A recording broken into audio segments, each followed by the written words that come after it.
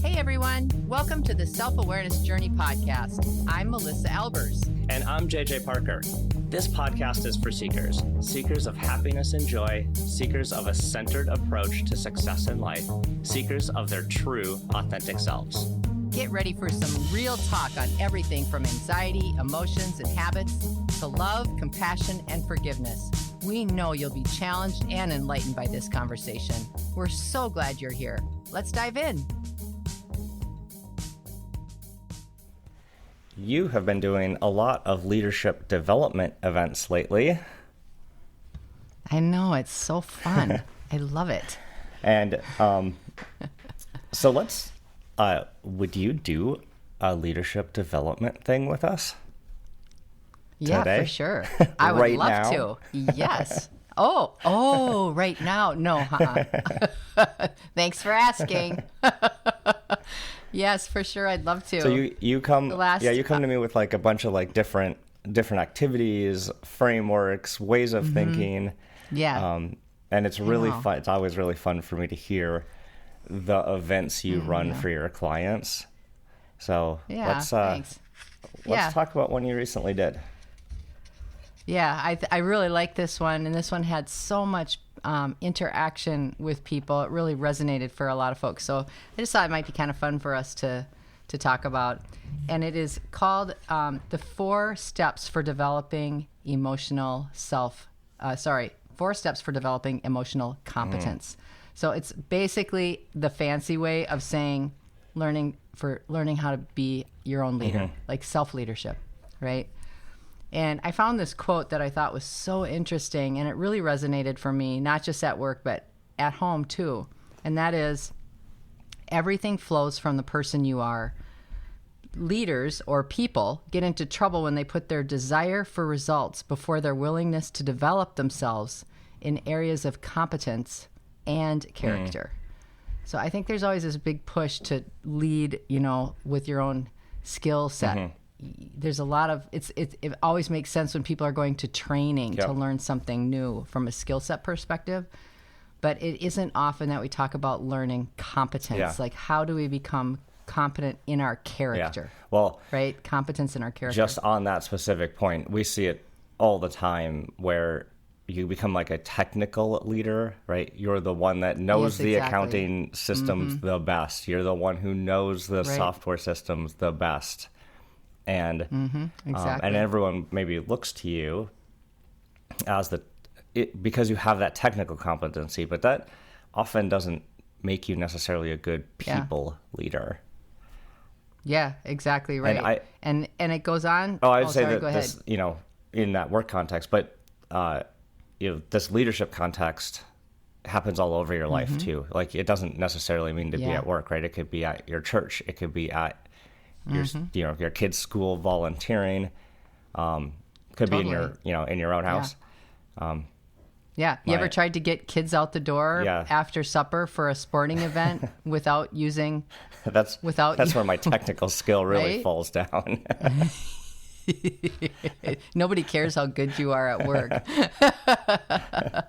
And what I think is really interesting is this little blips goes on to talk about that given enough time, if there's a difference between what a person says they want to do and who they really are, people will discern it, and that discovery will repel them. On the other hand, a person who displays consistency of character, competence, and purpose makes a really powerful statement to the people around them, and they draw people to them. And I think that's true. You see this falsity sometimes where people are, pretending to be a certain way so that they can get their way or whatever, right? I had this I think it's just definition of a leader that I always liked was that a leader gets people from where they are to where they need to be. Yeah. And that doesn't mean that you do that through, maybe super tactical or technical ways. It's most of the time it's through an emotional way. Yeah, exactly. And I think that's such a great entry point to these 4 steps, because there's so many times that we have all these emotions running in the background, and we think that we can either ignore them or no one will notice them. if we're trying to accomplish goals in the moment, if we're just focused on the external stuff going on. And so as we talk about this, it's effective self-leadership requires you to be aware when your emotions are negatively impacting how you perceive situations, how you're making decisions or solving problems, or you're collaborating with others. So your emotions are negatively impacting how you perceive things. So this is what this is all about, is becoming a little more discerning and recognizing when that's happening. And the goal is to develop our ability to effectively manage our emotions so that they can actually inform us how we're feeling, but they don't define us. So is what you're saying there... I thought that was really interesting. Yeah, like if we've got negative emotion, we're going to start seeing everything in a glass half empty kind of way, or we're going to start taking things in not quite the right context and won't be seen clearly. Is that what you're saying? Yeah. And more simply put, let's just say you're really tired. This morning you and I are hopping on this pod and we're getting all ready to go and we're both tired. And we just say, oh, I'm tired. Oh, I'm tired too. And having that reflection moment and kind of talking through that is being very aware of how we feel, right? And it's kind of informing us of how we're feeling, and it frames the situation differently. Whereas if we had no conscious awareness of how tired we were, and if we were to both go in, go ahead. You're saying things like tiredness. We had talked about how there was that study about how judges sentenced harsher. That was so interesting. Yeah, harsher penalties right before lunch. Yes, because they were hungry. So these factors of tired, hungry, things really do affect our decision making. Yeah, absolutely. And what's so interesting about our topic today is that we get affected by these things, but we also get affected by other people's emotions. And those emotions can trigger us into a place that we don't want to be or don't need to be. Right? So that's what this is. These 4 steps are learning how to develop our own ability to manage our own emotions so that they can inform us and not define us. Okay, so are you ready? Oh, yeah. We didn't start yet. Okay, let's go. Well, no. I was just my setup. That's your setup. Come on, I'm an extrovert. I got to use more words than you. You'd be like, okay, here are the 4 steps. All right, I'm ready. All right. The first step is learn to pause. And so when you are feeling negative emotions, if you pause while you're feeling those emotions, it allows you to regain your balance and perspective before choosing your best action that aligns with your values and your goals situationally. So taking a moment to pause. And it also allows you to catch up with your negative emotions before you end up reacting. That's so hard to do. Remember? Well, that's why we're trying to learn more emotional competence right here in this call. We'll see how we do after we hang up. Oh my gosh. Well, there is something about human nature again, I oftentimes try to bring it back to the survival instincts, which is still very strong in us. Exactly. Something negative happens in the woods, and we want, and for survival, we have to react to it fast. We are not living in the woods. Exactly. And I do not have a bear chasing me. Not mostly. Most of us. But so in our modern environment, it's not natural. Yeah. It doesn't feel natural to put pauses in between emotional eruptions and reactions. Oh, that's a great phrase. Well, and the other thing is so often we've been conditioned. We all have PTSD of some variety, I think. We all have conditions in which we have these knee-jerk reactions to things. And it's so difficult to stop that chain because it is that fight or flight. That's what it is. We have honed that fight or flight instinct to such a high degree. But this portion, learning to pause, understanding which conditions at work, it says, but I think it can actually be anywhere. Understanding which conditions consistently cause you the most frustration, anger, or anxiety allows you to prepare strategies to respond instead of that constant reaction, that fight or flight, as you mentioned. Okay, so it lists out some of the major triggers. You said like things at work. The learn to pause is been most effective at home. It's like kids have such a great way of pushing your buttons to the point where you're just like gonna lose it. Yeah, I think the word is manipulate. That's the word you're looking for. Little manipulators. Yep. Yeah, if they don't get one where go somewhere, they go to someone else. But here's what's interesting. So let's just talk about some of the hottest triggers that create negative emotions. And again, the focus was at work, but I just want us to keep talking about this. Like, these are the hottest triggers for feeling negative emotions, full stop. Okay? So there's like 8 or 9 of them. Unreliable. If people are unreliable. If people are unappreciative. I think that's one of mine for sure. Is if people don't say thank you. I love doing stuff, but if people don't say thank you, or they don't at least a head nod towards something, I get really annoyed by that. I shouldn't, but I do. Micromanaging. Watching people micromanage. Yeah, everyone loves to be micromanaged. Oh yeah, for sure. Abrasive. When you see people being abrasive. Hostile. Overly analytical. I don't know what you mean. I don't know why I stopped to laugh at that. Aloof. And then there's a couple more. Self-centered.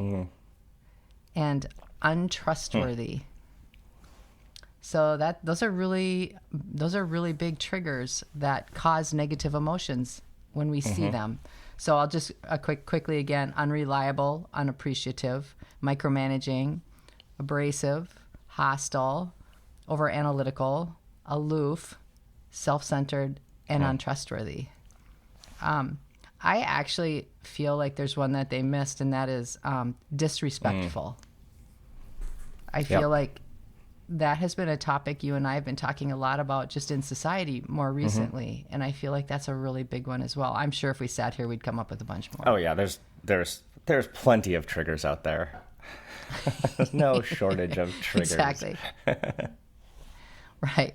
So that might help people as they're sort of navigating this conversation within to try to decide, like, all right, in the moments where I'm in full cry emotionally before I realize I am, what are the triggers that got me here? And you and I talk about this a lot, but I love this premise of recognizing other people's behaviors rather than big situations that we always talk about. Yeah. You know, other people's behaviors in our interaction with them can absolutely trigger us, and oftentimes do. Yep, and it can be little. The thing that I'll notice is that it's not like often a trigger is not like a giant tsunami wave of like emotion, not like a big, huge, as seen on TV drama that plays out right in front of you.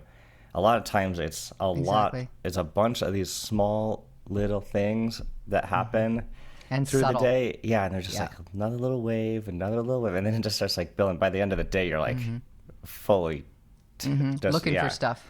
Right. Yeah, it's true. So that is the first step to having more emotional competence, effective self-leadership, is really understanding what behaviors in other people are causing triggers within you. So that's the first one. Pausing. And then recognizing it and then pausing.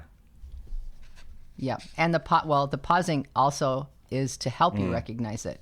Because sometimes you'll have like this little hit, like, ooh, what was that? Right? That's, I think, what usually happens, especially if you're preoccupied or thinking about other stuff and you're in a, whatever. You're trying to get your to-do list done, or you're in the car, or you're in a hurry or something.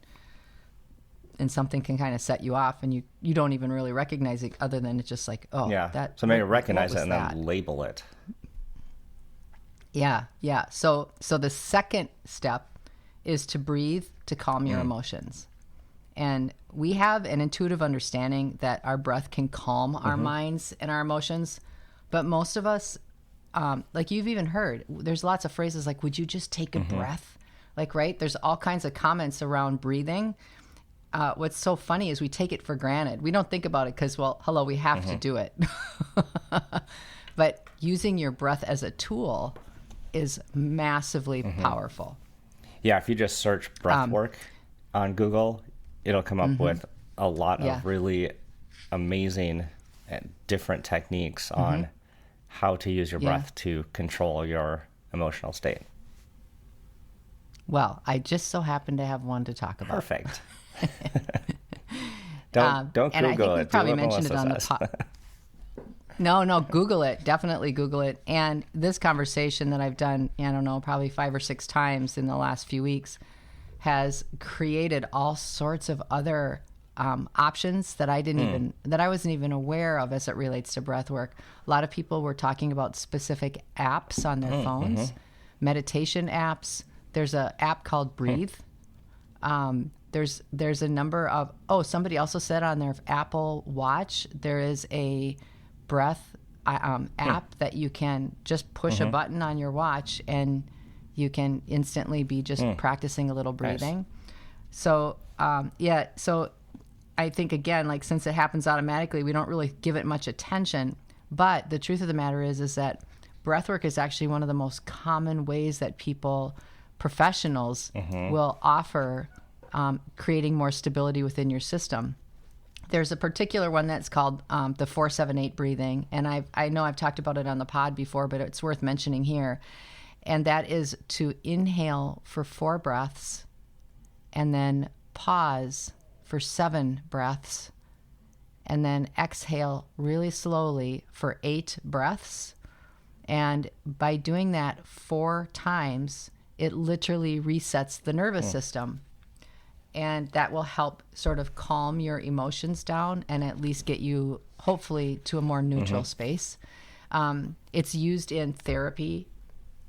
It's used in meditation. It's used in doctors. You know, it's used in a number of different modalities. So that's something that. Oh, and it was also used in Ted Lasso, my favorite show on Apple TV. Yeah, that was what Ted Lasso did when he was trying to settle his nerves down, was to just calm his emotions enough so that he could get a handle on things. So I think that's a really interesting one. And then number 3 to effective self-leadership and is to name it. The simple act of naming your emotion helps your brain move it from areas of your brain that are equipped to address physical threat, exactly what you were talking about, ahead. JJ, to the... You're that good. And you don't even have any of my notes. True. You're that good. But yes, it helps us move it helps our brain move it from the areas that are equipped to address physical threat to the more rational parts that serve us in problem solving, in relationships, and in creativity. And scientists like to say that naming your emotion helps you to tame it. So I really like that. So for developing emotional competence, that's a really it's important funny step. Like I always remember when the kids were young, we had like a poster, an emotions poster on the wall, right, to help them name their emotions. I have a pillow. And when we got that, I looked at it and I'm like, do I have that many emotions? Because I was like, this seems like a very large list that I don't know if I experience all these. So, yes, so as an adult, practice more self. I don't, not to be like stereotypical about it, but it's sort of like, like the male version of the world. It's like, what emotions do you have? Tired or hungry? Those are emotions. Was your poster like the size of a Post-it note? But was it just like a 4-color quadrant with 4 emotions? Hungry, angry, lonely, tired. Next. But joking aside, it is actually kind of hard to name your emotions.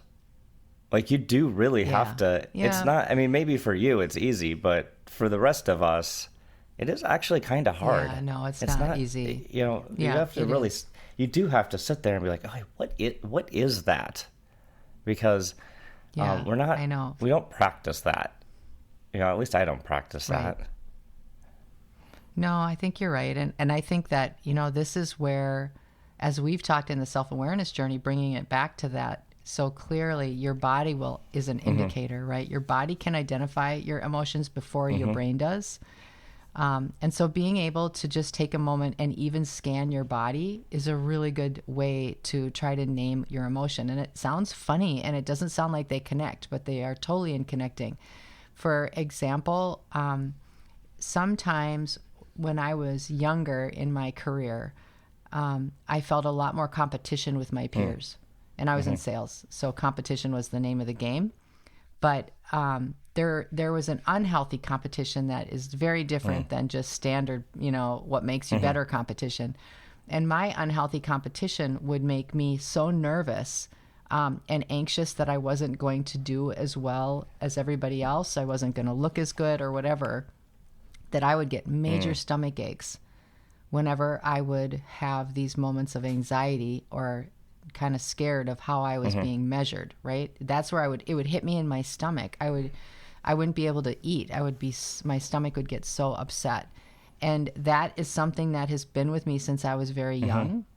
And so as a now 56-year-old, there aren't as many times where that happens for me, but there are still times where I might feel anxious about something, or like if I'm speaking on a new topic that I haven't been speaking on a long time, you know, I have this self-performance expectation. And so I might get really anxious about that, and I'll feel it in my stomach.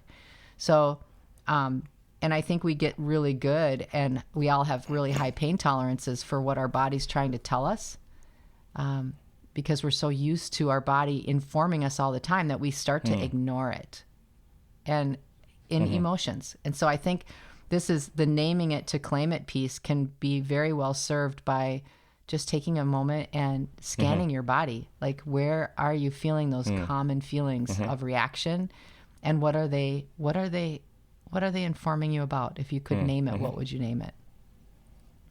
So I really like that. Okay, last step. I'm ready. Are you ready? What can you control? Understanding, just in a very practical sense, having the awareness that by defining the worries that you can let go of because they're beyond your influence and your control is a huge way to release the strong emotions and the strong triggers that occur. I was listening to Mel Robbins the other day. She's a amazing thought leader. She's just a little whippersnapper, firecracker. She's just this little peanut, but she's very blunt. She's got real blonde hair and black glasses, like Clark Kent glasses.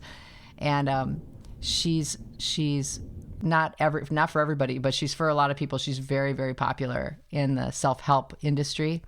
And I was listening to a little blip on her Instagram account, and she said, we always talk about what if this happens. You know, we have these strong emotional triggers. What happens if we switch it to what if it doesn't? You know, like what can we control? It's right in here. It's like, well, this could happen and this could happen. What if it doesn't? Switching the question that you ask can absolutely help you understand what parts are within your control and which ones aren't. Well, I think we're all tuned and very good at figuring out what could happen. Like, what are the threats, right? That our brain is constantly going with all these scenarios, like to try to keep us safe. But that when that's put on hyperactive mode, it really doesn't keep us safe anymore. It actually does more harm than good. So I like that idea. What if one of all of this stuff, all these different scenarios that I'm constructing don't happen, because they probably won't happen. Right. There is not, in a global context, there's a lot less control, I think, than people think. Yeah. And yes, I agree. And the other thing I think that happens a lot is that we look to other people to change what they're doing around us so that we feel more emotionally stable. And we're doing it all the time. Like, I always use the example of my poor husband, because he loves chips. Okay? He loves chips. Have I told this on the pod before? Like potato chips or like tortilla chips? Like all the chips? Yes. Okay. Anything. All the loud chips. Anything that he can chew. In a crinkly bag. Yeah. And make the frickin' windows rattle because of his chewing, right? But I use this example because I might say, like, you know what? I am going to relax. Like, I don't have anything going for the next couple of hours. I'm going to just chill out. I'm going to read a magazine. I have a whole stack that I never get to. I'm going to read all this fun stuff, and I'm going to get something to drink. I sit down, and then all of a sudden I can hear him chewing from across the house, and it sends me into orbit. The sound is so annoying.